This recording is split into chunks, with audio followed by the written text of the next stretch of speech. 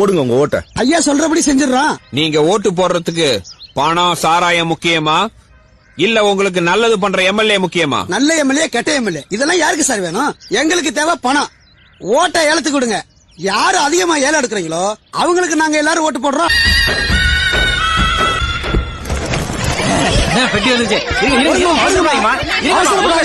எல்லாருக்கும் பிரிச்சு கொடுக்குறேன்.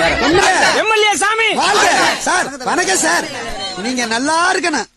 நீங்க எம்எல்ஏ ஆயிட்டீங்க, இனிமே எங்க கஷ்டமெல்லாம் தீர்த்து போயிரு சார். பேப்பர் கொடுங்க. ஐயா எங்க ஏரியாவுல சிக்கன் குனியா இருக்கு. ஆமா. கால்ரா இருக்கு. ஆமா சார். மலேரியா இருக்கு. ஆமா. Current problem. ஆமா. வாட்டர் சரியா வரல. அட ஆமா சார். ரோடு இல்ல. Correct sir. எல்லாத்தையும் 3 மாசத்துல சரி பண்ணிடுறேன். போய் 80 லட்சம் எடுத்துட்டு வாங்க. 80 லட்சம் எதுக்கு சார்? நீங்க சொன்ன வேலையெல்லாம் முடிக்கிறதுக்கு. அதுக்கு தான் கவர்மெண்ட் இருக்குல்ல. நான் சொன்னா தானே நடக்கும்.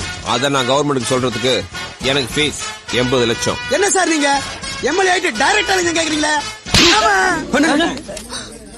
நான் ஃப்ரீயா வேலை செய்யறதுக்கு நீங்க ஃப்ரீயா ஓட்டு பண்ணீங்க.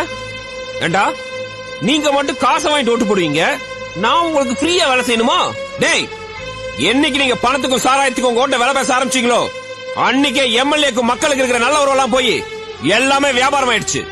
ஜாதி மதம் பணம் இதையெல்லாம் பார்க்காம நமக்கு நல்லது பண்ணுவாருங்கிற ஒரு நல்ல மனுஷனை நிக்க வச்சு அவரை எம்எல்ஏவா ஜெயிக்க வச்சு அவர் உங்களுக்கு நல்லது பண்ணலன்னா ஏன்டா எங்களுக்கு நல்லது பண்ணல முட்டாள் அவர் சட்டையை பிடிச்சி கேட்கிற உரிமை உங்களுக்கு எல்லாத்துக்கும் இருக்கு. அப்படி பண்ணாம சேலைக்கும் வேட்டிக்கும் சாராயத்துக்கும் நீங்க விலை போற வரைக்கும் என்ன மாதிரி பப்ளிக்கா லஞ்சம் கேட்கிற எம்எல்ஏ வந்துகிட்டே தாண்டா இருப்பான். போகடா போகடா.